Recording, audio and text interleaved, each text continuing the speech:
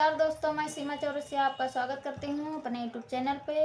और बहुत अच्छा है नाच गीत लेकर आई हूँ। अच्छा लगे तो लाइक सब्सक्राइब जरूर करें, आप लोग शेयर करें, सपोर्ट करें और फुल वॉच करके ज़रूर देखें। हमारा वीडियो सुबह 7:30 बजे जाता है। आप लोग ऐसे ही प्यार दुलार बनाए रखें और गीत अच्छा लगे तो प्यारा सा कमेंट जरूर कीजिएगा आप लोग।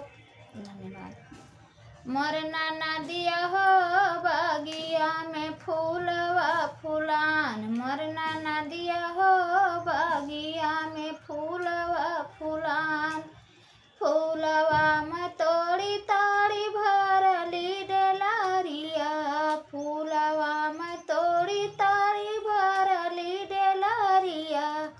हमरे नाना दिया हो फूलवा बड़ा है रेसीदार, मोर नाना दिया हो फूलवा बड़ा है रसीदार। मोर नाना दिया हो फूलवा है बड़ा रसीदार।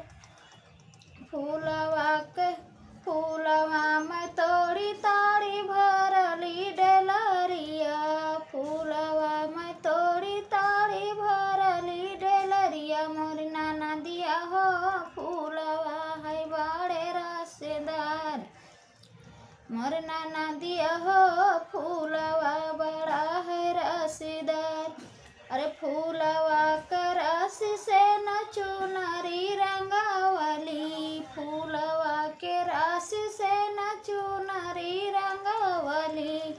हमर नाना दिया हो चुनरी भइल चटिकार, मोर नाना दिया हो चुनरी भइल चटिकार।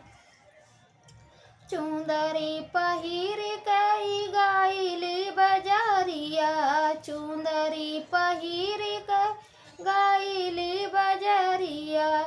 मोर नाना दिया हो रहिया रोकेला ठगहार, मोर नाना दिया हो रहिया रोकेला ठगिहार।